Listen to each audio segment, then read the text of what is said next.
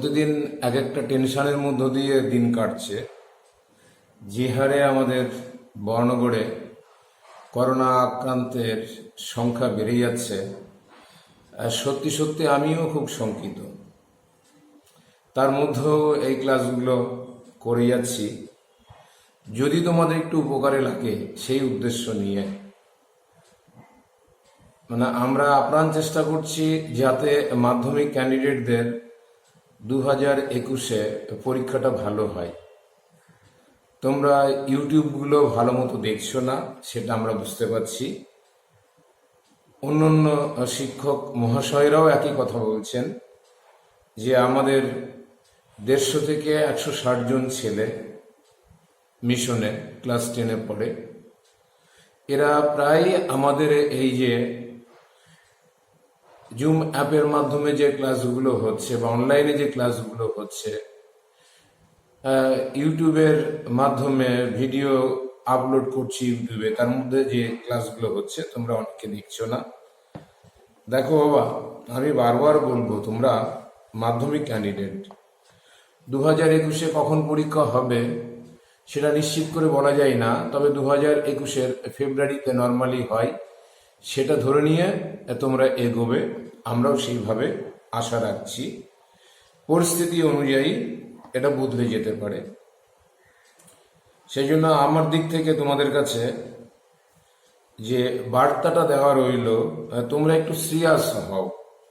আমরা যে অনলাইনে তোমাদেরকে পড়াচ্ছি সেগুলো তোমরা বাড়িতে ভালো করে দেখো, সময়টা নষ্ট করো না। তোমাদের হাতে এখন অ্যান্ড্রয়েড ফোন।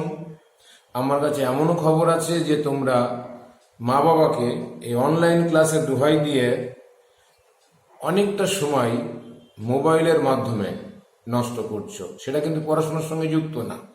এটা মনে হয় না করা ভালো। যাই হোক, বেশি পরিমাণে জ্ঞান টান দিয়ে আমাদের সময় নষ্ট করে লাভ নেই। আমি আমার পঠন পাঠনে চলে আসি। আমি গতদিন এমসিকিউ প্রথম চ্যাপ্টারের পার্ট টুতে এমসিকিউ এর 1-25 পর্যন্ত আলোচনা করেছিলাম। 1-25 পর্যন্ত। আজ পার্ট 3। আজকে আমি পার্ট 3 তোমাদের করাবো। এই পার্ট 3-এর মাধ্যমে 1 দাগের 34টা এমসিকিউ ছিল, সেই 34টা এমসিকিউ শেষ হয়ে যাবে। অর্থাৎ 1-26 থেকে শুরু করে 1-34 পর্যন্ত আমি আজকে আলোচনা করে দেবো। প্রথমেই চলে আসি 1-26-এ। তোমরা খেয়াল করে দেখবে, আমি বলেছিলাম প্রশ্নগুলো তোমরা হয় প্রিন্ট আউট নিয়ে নেবে, না হলে খাতাতে লিখে ফেলবে। এমনকি তোমরা উত্তর লিখেও নিতে পারো। পরে আমি যে আলাপ আলোচনা করছি সেগুলো শুনে মিলিয়ে নেবে, কোনো সংশোধনের প্রয়োজন হলে সংশোধন করে নেবে। 1-26, নিচের কোনটি অক্ষিগোলকের প্রতিসারক মাধ্যম নয়? অক্ষিগোলকের প্রতিসারক মাধ্যম, তোমরা জানো অক্ষিগোলকের প্রতিসারক মাধ্যম হচ্ছে মোট 4টে। অক্ষিগোলকের প্রতিসারক মাধ্যম মোট 4টে। প্রতিসারক মাধ্যম অক্ষিগোলকের মোট প্রতিসারক মাধ্যম হলো 4টে। একটা হচ্ছে কর্নিয়া, আর একটা হচ্ছে লেন্স, আর 2 রকমের তরল থাকে, অ্যাকুয়াস হিউমার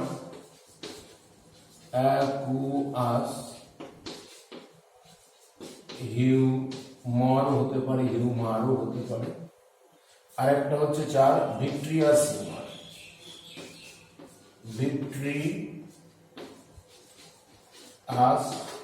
হিউমার। এই 4টে হচ্ছে অক্ষিগোলকের বা আমাদের চোখের প্রতিসারক মাধ্যম। এরা আলোক রশ্মির প্রতিসরণ ঘটিয়ে আমাদের রেটিনাতে প্রতিবিম্ব গঠনে অংশ নিয়ে থাকে। তাহলে আমি যে 4টে অংশ লিখেছি, দেখো এখানে অ্যাকুয়াস হিউমার আছে,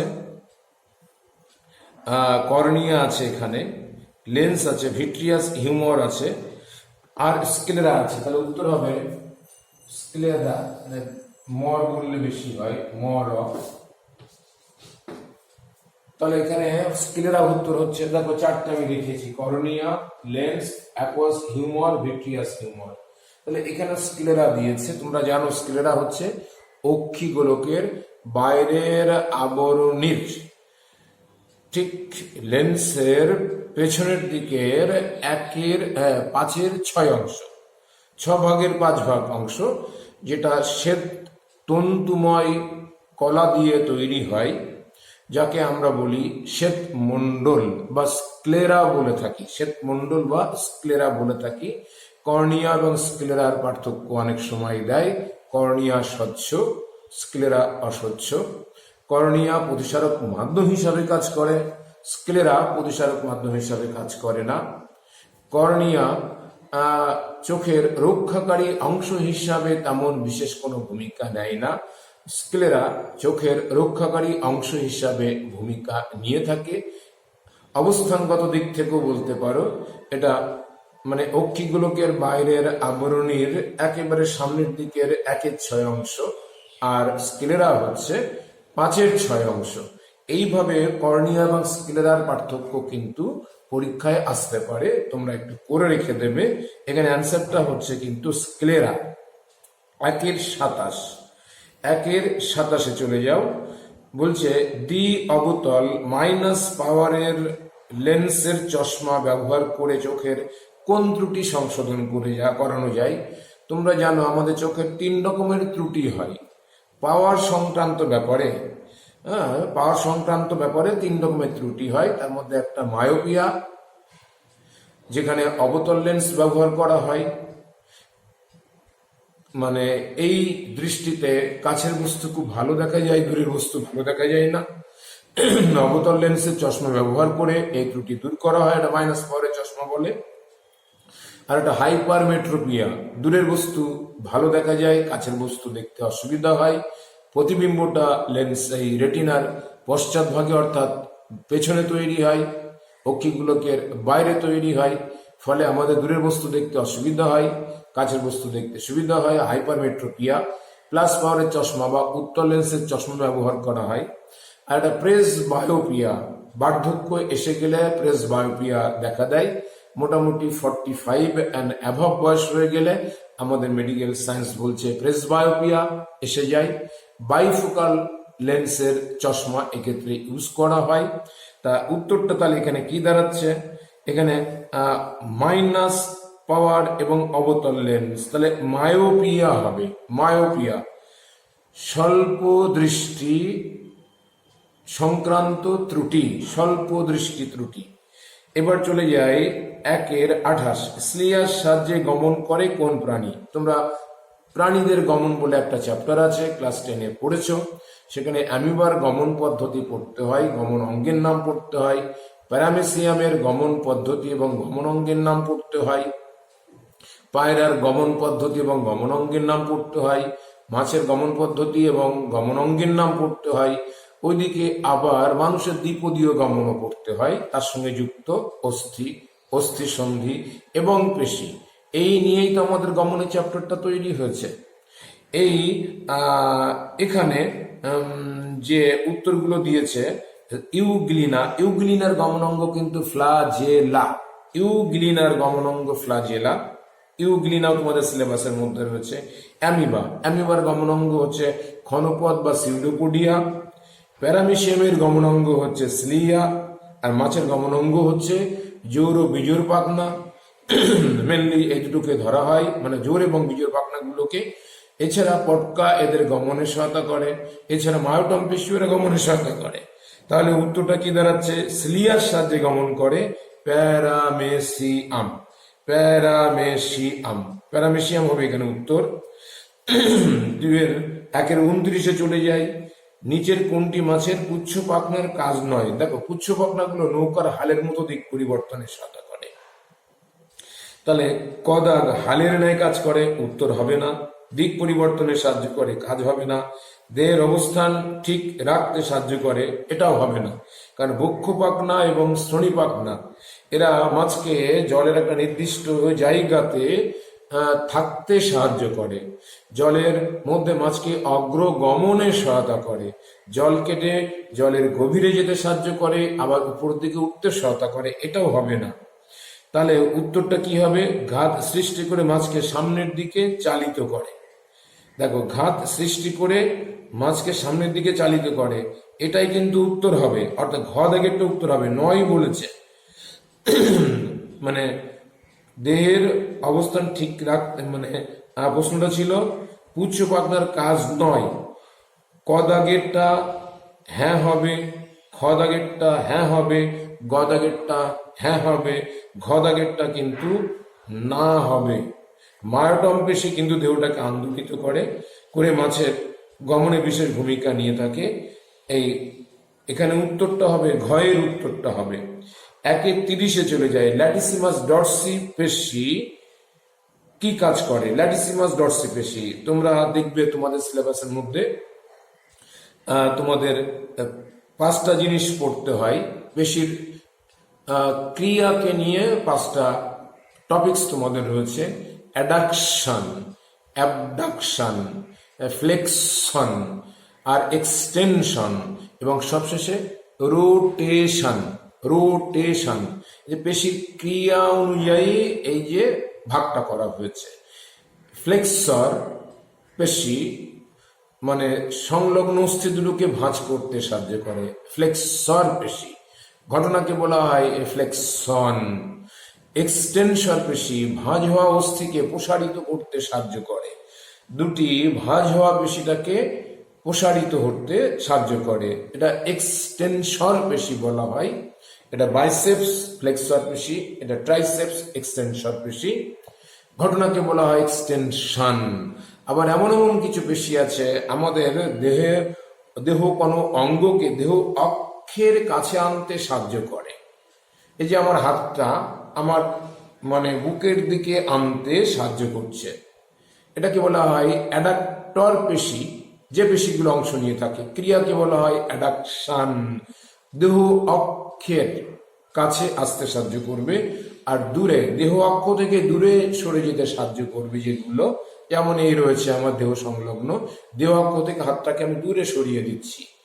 এক্ষেত্রে যে পেশি কাজ করে তাকে বলা হয় অ্যাবডাক্টর মাসেল, আর ক্রিয়া পদ্ধতিকে বলা হয় অ্যাবডাকশন। এবার চলে আসি আমাদের উত্তরে। ল্যাটিসিমাস ডরসি পেশি আমাদের কিন্তু অ্যাডাকশনে সহায়তা করে, অর্থাৎ এই পেশিটা আমাদের ঠিক এমন জায়গাতে অবস্থান করে, পৃষ্ঠ দেশে অবস্থান করে, একটু সামান্য বুকের বরাবর পেছনের দিকটাই। এই হাতটাকে আমাদের দেহ অক্ষের কাছে আনতে সাহায্য করছে। অ্যাডাকশন হবে উত্তর। অ্যাডাকশন মানে দেহ অক্ষের নিকটে আনতে সাহায্য করবে যে মাসেল, তাদের ক্রিয়া পদ্ধতি, আর মাসেলগুলোকে বলা হবে অ্যাডাক্টর মাসেল। আমি গমনের চ্যাপ্টারে এটা আলোচনা করেছিলাম, তোমরা খেয়াল করে দেখবে। আবার চলে আসি পরের প্রশ্নতে।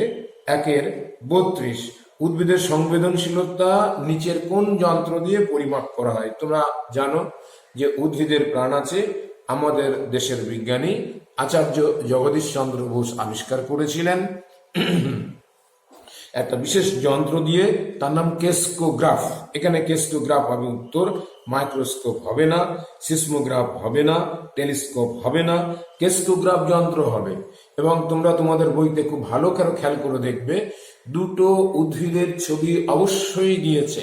একটা ইন্ডিয়ান টেলিগ্রাফ উদ্ভিদ ডেসমোডিয়াম গাইরান্স, ডেসমোডিয়াম গাইরান্স তার সাইন্টিফিক নেম। ইন্ডিয়ান টেলিগ্রাফ উদ্ভিদ বা ভারতীয় টেলিগ্রাফ উদ্ভিদ, যাকে আমরা একেবারে সহজ সরল বাংলাতে বলে থাকি বন চারাল উদ্ভিদ। এখানে কিন্তু উদ্ভিদের সংবেদনশীলতা খুব পরিষ্কার ভাবে বুঝতে পারা যায়। এছাড়াও লজ্জাপতি উদ্ভিদের পাতা স্পর্শ করলে নুইয়ে পড়ে। এই লজ্জাপতি উদ্ভিদেও কিন্তু আমরা সংবেদনশীলতার খুব পরিষ্কার উদাহরণ পেয়ে থাকি। এই কেসকোগ্রাফ যন্ত্র দিয়েই কিন্তু উদ্ভিদের সংবেদনশীলতায় বা উদ্ভিদ উদ্দীপনায় সাড়া দেয়। আচার্য জগদীশ চন্দ্র বোস এটা আবিষ্কার করেছিলেন। উত্তর হবে কেসকোগ্রাফ। এবার 1-33 চলে যায়। সংকটকালীন হরমোন কোনটি? একদম সহজ উত্তর অ্যাড্রিনালিন হবে। তোমরা জানো সংকটকালীন বা বিপদকালীন বা আপদকালীন বা জরুরিকালীন, ইংরেজিতে বলা হচ্ছে এমার্জেন্সি হরমোন। এমার্জেন্সি হরমোন বলা হয়। এখানে তোমার ইনসুলিন হবে না, কারণ ব্লাড সুগার নিয়ন্ত্রণে সহায়তা করে। থাইরক্সিন মৌল বিপাকহার নিয়ন্ত্রণে সহায়তা করে। ইস্ট্রোজেন এটা female hormone, female sex hormone. Estrogen এর কাজ তোমরা জানো যে এটা হচ্ছে ত্বকের নিচেই অধস্তকীয় অংশে মেদ সঞ্চয় করে দেহের নরম বা কোমলতা দান করে। মহিলাদের ক্ষেত্রে রজচক্র দশাগুলো নিয়ন্ত্রণ করে। তারপরে গৌণ যৌন বৈশিষ্ট্যের আগমনে সহায়তা করে। সন্তান ধারণের ক্ষমতা বৃদ্ধি করে দেয়। তারপরে ডিম্বাণু উৎপাদনেও অংশ নিয়ে থাকে পরোক্ষভাবে। তাহলে এখানে উত্তরটা কি দাঁড়াচ্ছে? উত্তরটা দাঁড়াচ্ছে অ্যাড্রিনালিন বা অ্যাড্রেনালিন। এপিনেফ্রিন বলা হয়। এই অ্যাড্রিনালিনের আরেকটা নাম হচ্ছে এপিনেফ্রিন। Epinephrine, epinephrine. এটা কিন্তু কিডনির শীর্ষ দেশে অ্যাড্রিনাল গ্রন্থি থাকে। এটা কিডনির শীর্ষ দেশে থাকে। কিডনির শীর্ষ দেশে থাকে না, কিডনির ছবি। কিডনির শীর্ষ দেশে হালকা হলদে রঙের একটা গ্রন্থি থাকে, মনে হয় যেন টুপির মতো। এই যে হালকা হলদে রঙের যে গ্রন্থিটা, এটাকে কিন্তু অ্যাকচুয়ালি আমরা বলি অ্যাড্রিনাল গ্রন্থি। অ্যাড্রিনাল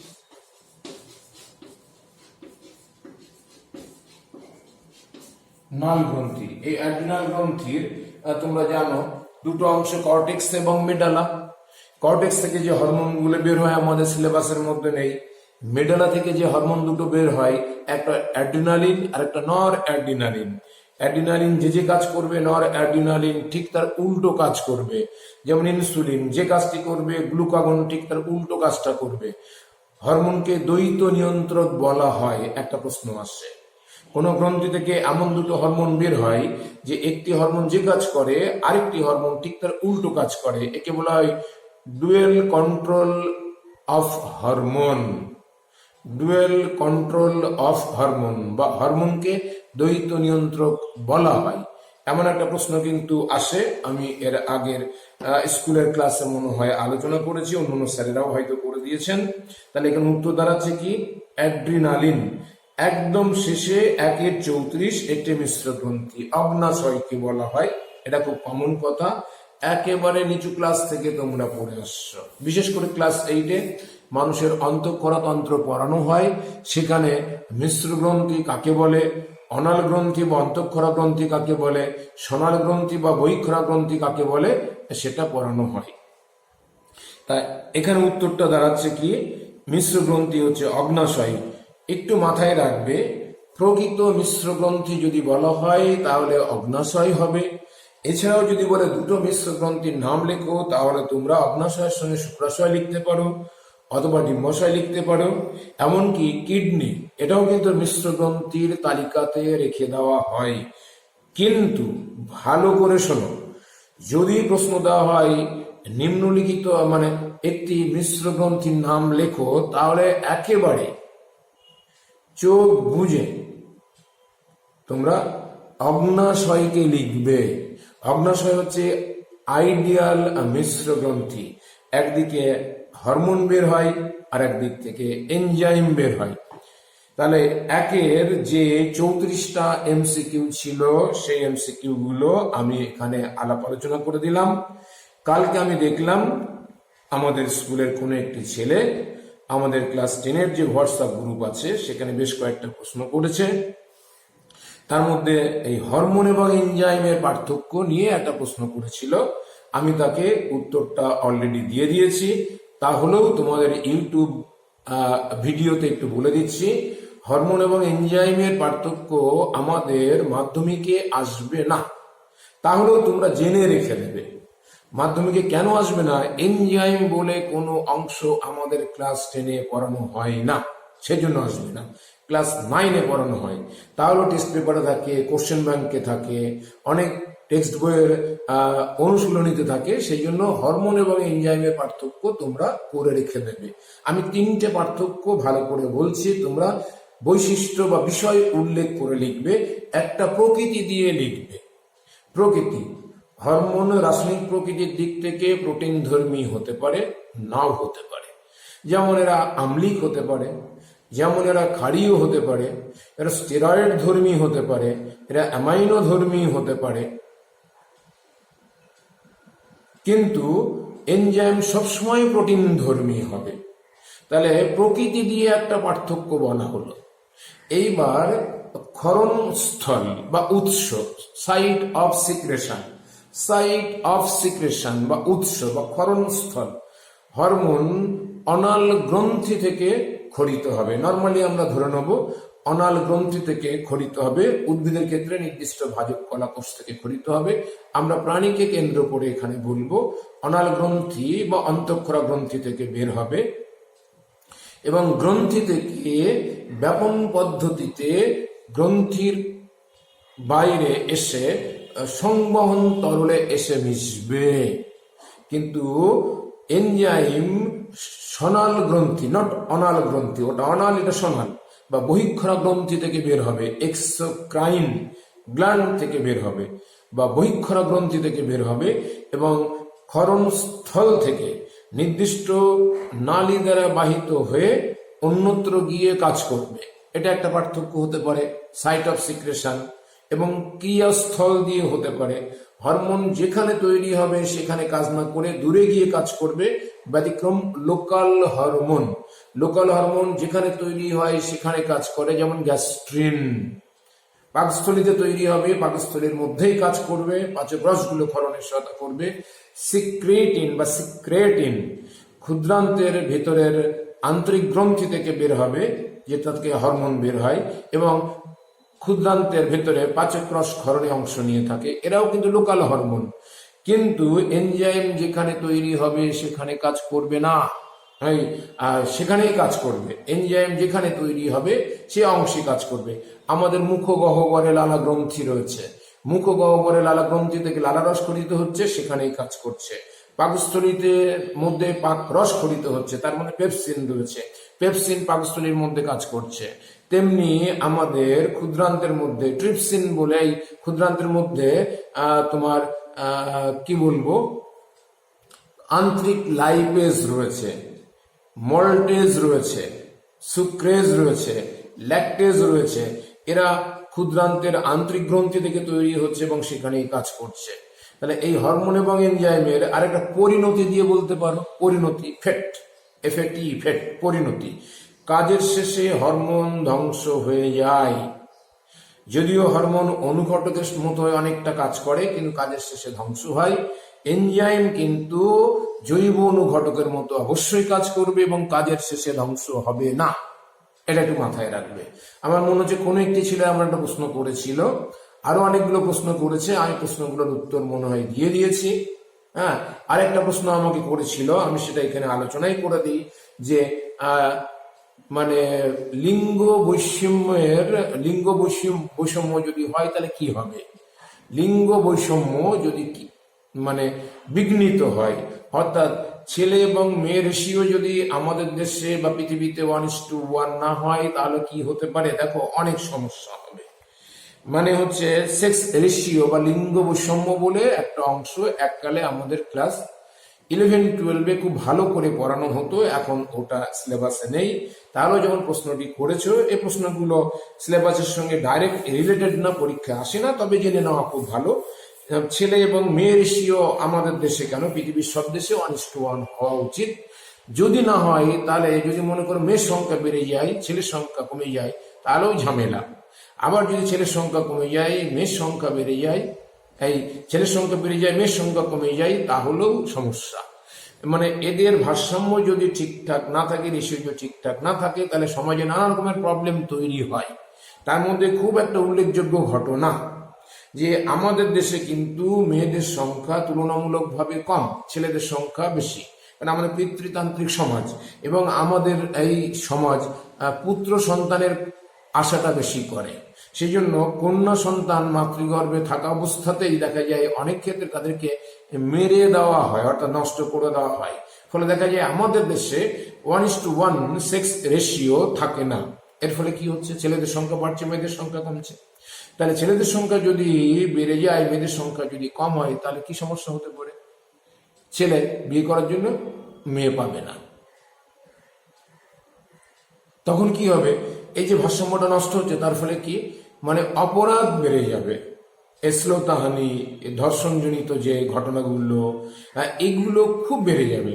এবং এই যে পুরুষগুলো সে যদি মহিলার সংখ্যা কম হওয়ার জন্য সে যদি সামাজিক জীবনে বৈবাহিক জীবনে প্রবেশ করতে না পারে, তাহলে এরা বিভিন্ন পতিতালয়ে যাবে, গেলে সেখানে নানা রকমের মানে